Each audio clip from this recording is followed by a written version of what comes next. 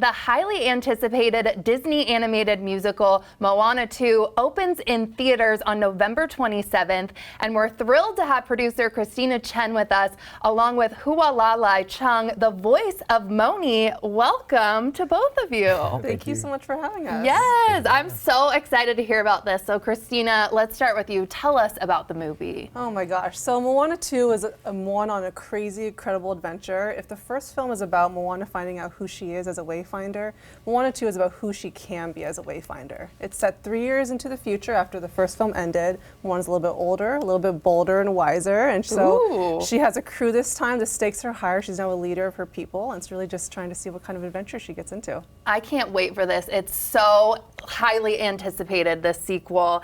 And you play the role, of course, of Moni.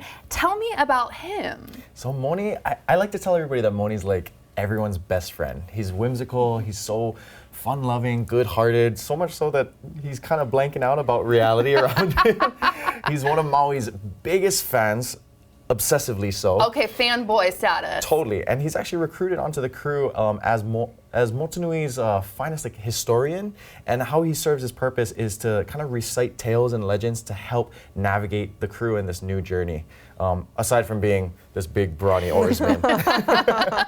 I can't wait to see it. So fun. And Maui is, of course, played by The Rock. And so, like you said, your character is kind of fanboying after him. In real life, are you a fan of The Rock as well? I mean, totally. I mean, especially being of Pacific Island heritage, you know, to see somebody like Dwayne being out there and being completely unafraid to represent who he is and where he comes from, that's something that's super inspiring to a lot of us. That's amazing. And this movie, as well as a lot of the other work that you've done in High Surf, Lilo and Stitch, really shows how proud you are, of course, of the Polynesian culture. So speak to me about that. Yeah, totally. I mean, we come from such a small area in the Pacific Ocean.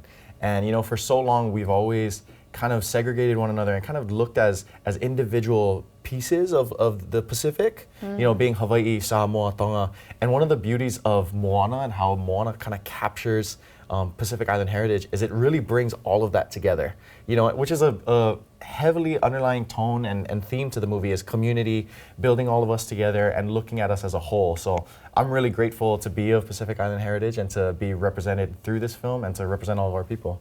Definitely. Oh my gosh. And Christina, I want to ask you another question. Tell me about the Oceanic Cultural Trust and how that role played in. Yeah, so for us, culture and story go hand in hand.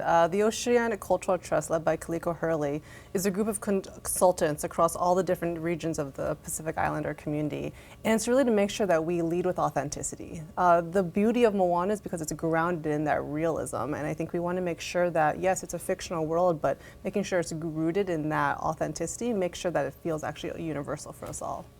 Absolutely. And I love this question. If you had to pick, what has been your favorite moment filming and about this sequel? Oh. I know, it's a tough question.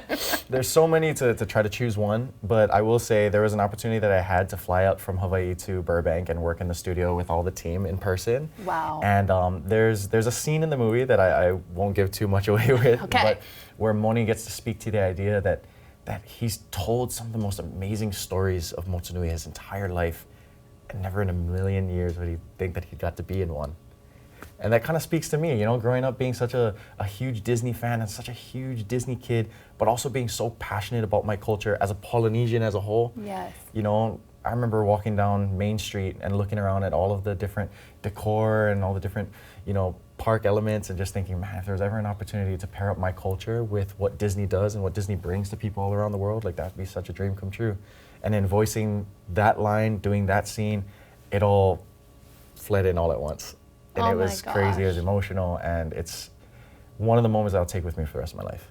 Oh, wow. I literally have goosebumps. You're making me tear up. It's amazing to see you living out your dream. Christina, do you have anything else to add? Favorite moment so far? Favorite moments, yeah, it is such a hard one to pick. At the end of Act 1, actually, when Moana goes on this journey out with her new crew, it's so deeply impactful. Again, I don't want to give it away. I know, no spoilers. But it's amazing because in comparison to the first film, when she kind of left in the dead of night, this one, you really see her whole community sending her off together And it just shows how much she's developed as well. And it's so meaningful. Like for me, I've seen the film a couple of times and each time I tear up.